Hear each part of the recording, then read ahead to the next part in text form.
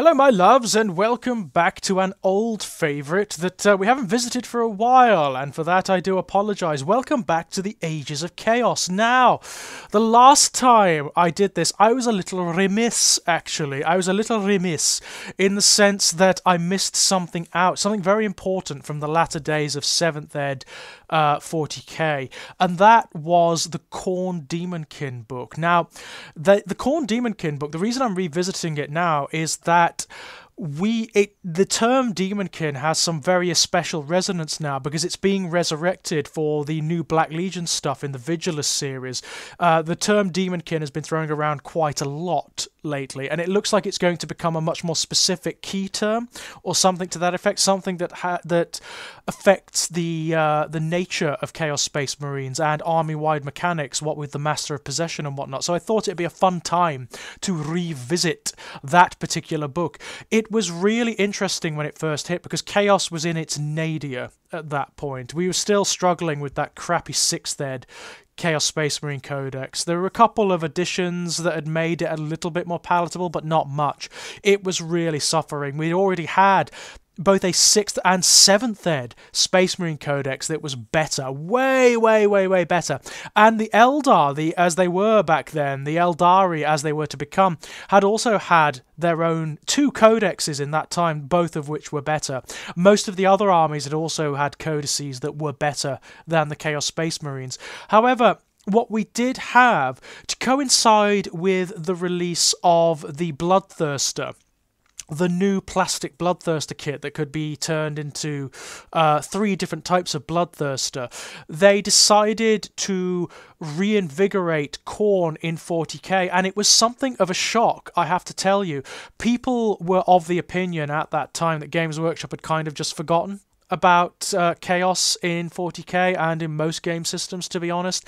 They just, because it was in such a bad place, there hadn't been any significant model releases for a very long time.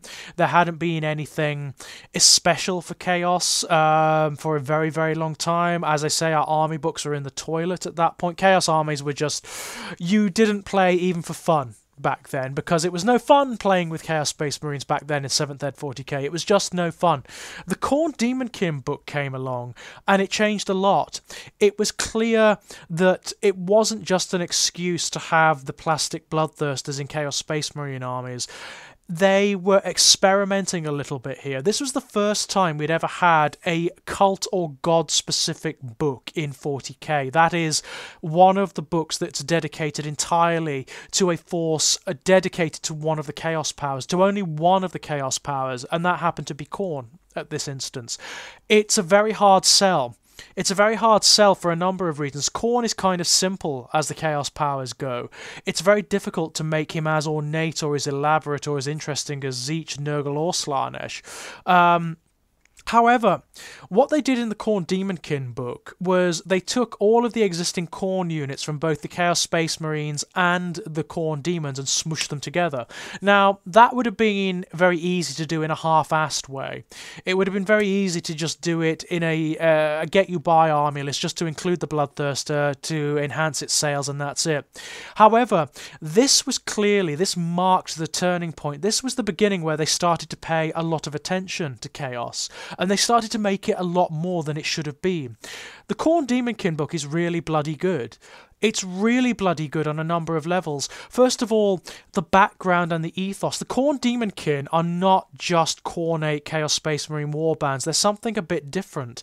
They gave them this entire new mythology and ethos whereby they are very specific KHORNE cults amongst the Chaos Space Marines, of which there are many, who are trying to emulate the natures, aspects, and the compositions of KHORNE's demon hosts in the Warp.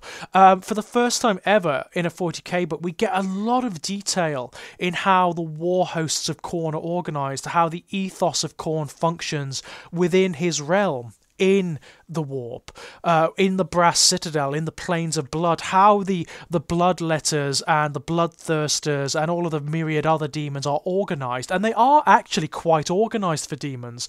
They're not like, say, the forces of Slaanesh or Tzeentch, which are a little bit more legitimately chaotic. They are actually organised into cohorts and into ranks and into subdivisions, all organised around multiples of 8, of course. The book has this heavy occult feeling to it, whereby they go into extreme detail about how the Daemonkin facilitate their rituals that bring about the summoning of demons. What they're trying to do is blend the barriers between KHORNE's realm and reality so the demons burst through. They are trying to bring themselves closer to that state of what they conceive to be divinity. It's really interesting, and each of the KHORNE Daemonkin are not one host either. It's a collective term for a lot of different warbands that operate along slightly similar ethoses and principles. They are a really interesting force, and each of the subdivisions, each of the specific cults have their own ethoses, their own philosophies, their own ways of waging war, and it's really bloody interesting. The book is a great read. It's actually a great read. You get this enormous development in the background on KHORNE himself and on the nature of KHORNE, on the philosophy of KHORNE, how it operates. The warbands of KHORNE, how they operate in the 40k universe, are given a real shot in the arm. They feel gothic and archaic and violent and indiscriminate. They are, but also occult. They have this occult quality to them that's really wonderful. The book has a lot of great artwork. It has a lot of feeling. There's a lot of raw feeling in it. And for the first time ever, it introduces a mechanic that makes the basic Chaos Space Marine units viable. So you have this mechanic which has now been translated over to a lot of KHORNE books in AOS, which is the Blood Tithe table. The notion that KHORNE's followers derive power from taking the heads and souls of their enemies by murder, essentially, by indiscriminate murder. It's essentially a table whereby any time one of your units is wiped out, or you wipe out an enemy unit, because of course KHORNE cares not from whence the blood flows, you gain a point. And there are 8 points on the table, and you can build them up to the very final point where you can summon a Bloodthirster, or you can spend them on enhancements that spread across the entire army, and these range from giving your units invulnerable saves to giving them extra attacks to stuff like that. It's a really clever way of enhancing units that otherwise were not very good, like KHORNE Berserkers, for example, and it lent KHORNE armies this extra layer of fascination, whereby you had to think about how you operated. So you had to think about how you were spending your Blood Tithe points. Do I go for the early turn? Do I try and spend all my Blood Tithe points here, or do I split them up? Do I save them up for like the next couple of turns or whatever? It's really bloody clever, and it lends this really characterful flavour to KHORNE forces that they didn't have before, and also a tactical element that they didn't have before. And for the first time, they're kind of competitive. They're not great. They're not as amazing as, say, the Eldar were back then, or the Imperial Space Marines, but they are really quite good, and also a great book. It's also notable because it's an indication of what Games Workshop were planning to do with Chaos, both in AOS and in 40k going on. It was very close to the release of 8th Ed, the KHORNE Daemonkin book, and it's so clear that they'd already looked at how Chaos was going to manifest, which is not as this polyglot force, but more specifically, so that there were going to be army books for each of the cults and each of the legions and whatnot. That's very, very clear. And this is the test bed, and it went down very well. It went down very, very well, even though it didn't have much in the way of new miniatures releases for it. A very, very good book indeed. Now, moving over to the fantasy side of things, you'd had the end time. So the old world was gone. And all the forces, not just the Chaos forces, were kind of in hiatus. Nobody quite knew what they were going to do with them. When 8th Ed initially hit, I don't think they knew entirely what they wanted to do with them. What they did was released, as they did for 8th Ed 40k, with the indices, the index lists, they just released lists for everything. Everything that existed that had a model, they released army lists for. And they were actually pretty fun. They were quite good. And they also released a little bit of new background to introduce them into into the New World. Chaos was interesting because it had to be split into lots of different subdivisions because there's so many forces in the fantasy setting. So all of the old miniatures were translated over. It wasn't really...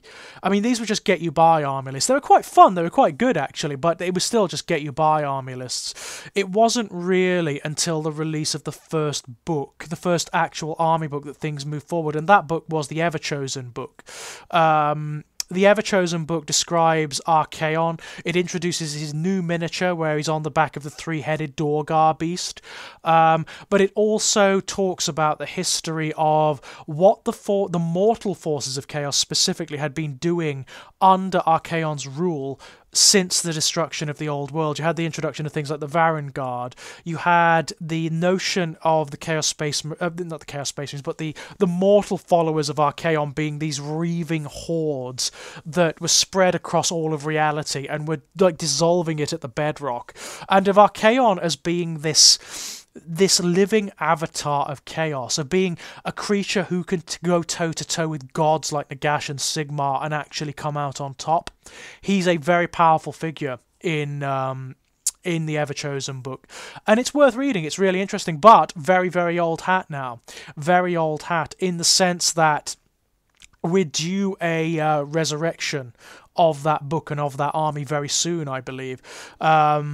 So it is a little bit... It still suffers from being an early book in AOS, and therefore is not quite stable, is not quite together. It doesn't have the coherence that it might have.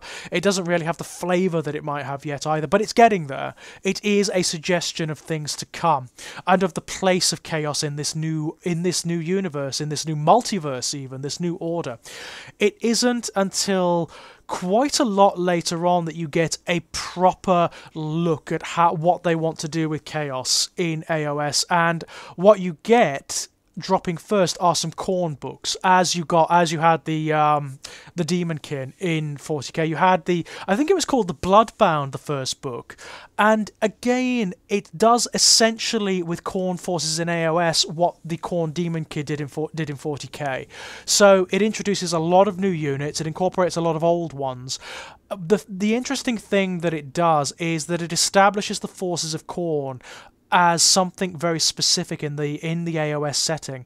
They are much more redolent of the classic Chaos forces from the old world, in that they are these all singing, all dancing forces of demons and of barbarians and of tribal peoples. That's the most interesting thing, I think, about the Bloodbound book, is that it enshrines the fact that KHORNE's followers are very like the forces, the followers of Chaos from the old world. They are tribal peoples by and large, not always, but by and large. They are tribes that either actively worship KHORNE or they are inculcated through conquest, by war or whatever. But what I really love about it is that it does what a lot of the books in AOS do for old forces that have been brought over from Warhammer, from the fantasy battle game. It mythologizes them massively. So you don't just have like mortal followers of KHORNE and whatnot. You get blood warriors. Now, blood warriors are the equivalents of KHORNE berserkers. They even look like them. But they're not just warriors who follow KHORNE. No. They are warriors who have been selected by KHORNE because of their ferocity, because of their savagery, and they are mythologized. So their armor is not just armor, it's this mystical stuff that's made out of hardened blood that bursts out of them and solidifies around them when KHORNE chooses them. And from that moment on, they become these berserk raging warriors. You have lots of different units now, lots of different gradations of KHORNE follower. They're trying to show you the variations that exist amongst KHORNE worship. So you have the Bloodbound themselves, who are the tribal peoples, cannibal tribes who follow KHORNE. You've got Skull Takers. You've got Skull Takers, who are these demonically imbued, big, burly warriors who are like giants. They're like ornate giants of men, elite units who have demon-possessed weapons, and their mythos is that they need to claim a certain number of worthy skulls for KHORNE every day. Otherwise, they start to suffer his ire. They start to mutate. They start to go mad. It's absolutely brilliant. You even have these ethoses represented in the characters because, of course, the KHORNE forces suffer in AOS because AOS is heavily magic based, but there's no magic in KHORNE forces. So they introduce the notion of the priests, the slaughter priest, the blood priest, and all of these characters, and they act as conduits between KHORNE and the material realm, and they can effect things like blessings. They have effects on the battlefield. They're a little bit like spells, but not quite, which are like coronate phenomena, which is really cool. It's a very clever way of introducing pseudo-magical elements into a KHORNE force, but without breaking the essential cornateness of it. You no longer need to have your token Chaos Sorcerer, as you did way back when, in your KHORNE force to make it viable. It's very clever. But not only that, each of these priests is unique. They each represent a very particular aspect of KHORNE, and it's just a way for the designers to demonstrate that KHORNE isn't a one-trick pony. There is more here. There are gradations and aspects to KHORNE. It's really interesting. It's a very, very good book indeed. But it's a demonstration of where they are taking the Chaos Forces in these new settings, what they are going to do with them. Back over in 40k, we had the transition finally from 7th ed to 8th ed, which was the biggest shift since the transition from 2nd ed to 3rd ed. Before then, really, all of the different editions had run on adaptations of the 3rd edition rule set, right up until 7th ed. 8th ed was huge in that it changed everything. It changed the stats, it shook things up so massively that initially you couldn't carry the codices over. What they had were index lists, which were the Get You By army list, but which gave a certain idea of where they were taking each of the forces. The Chaos Space Marines had a fairly strong one. It was fairly coherent, it worked fairly well. Most of the units in it are pretty good. As the index lists go, not bad at all. But fortunately, along with the Space Marines, the Imperial Space Marines, the Chaos Space Marines were amongst the first to get their Codex for 8th ed, the first Codex, and I tell you what, it's a blinder. It's an absolute blinder. Not perfect, not by any stretch of the imagination, but it's the first time in decades where Chaos is viable. Not only is it viable, it's fun. It's actually fun to use. The forces, although it's actually quite old now, and Chaos is actually due for a revamp very soon, if rumours are to go by, the original 8th ed Chaos Space Marine Codex is a breath of warp-tainted air. It is absolutely wonderful. It's not only a brilliant book in terms of the background, and the background is awesome. It incorporates all the best stuff from previous books, but also establishes where each of the legions and warbands are now in this new setting after the eruption of the Cicatrix Maledictum, after the fall of Cadia. It gives you an idea of where they are and what they're doing. So it actually acts as a sort of cipher for what's going to happen later on, because it's clear now that they're focusing upon individual elements of the Chaos Forces. They're breaking them up so that you're getting individual codices and army releases for the Death Guard, the Thousand Sons, eventually the Emperor's Children and the World Eaters. The Black Legion are due up in Vigilus too. It gives you indications of where they're going. If you read the Iron Warriors intro, for example, it tells you what the Iron Warriors are up to. It tells you what Perturabo is up to now. The Word Bearers, likewise, it tells you what Lorgar is doing. It's really bloody good. On a technical level, it's a really good book. It's not as good as some of those that came later. It doesn't really stand up to the Drukhari Codex, but it's got loads of character and flavour and some lovely tricks you can pull.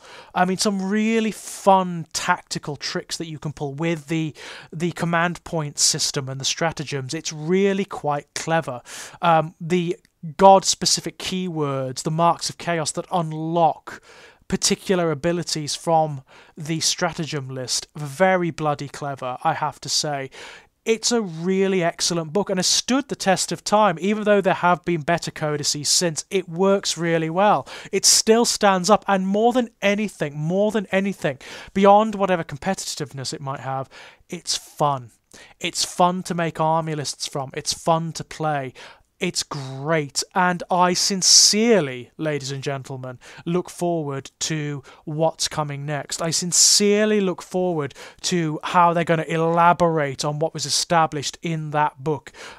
When next we come back, we'll have a look at, in 40k, we'll have a look at the 8th ed Thousand Sons and Death Guard codices, and in AOS, we'll have a look at the Disciples of Zeech and the KHORNE Bloodbound, respectively, maybe throwing in the Maggotkin of Nurgle if we've got time. So, until then, ladies and gents, bye-bye!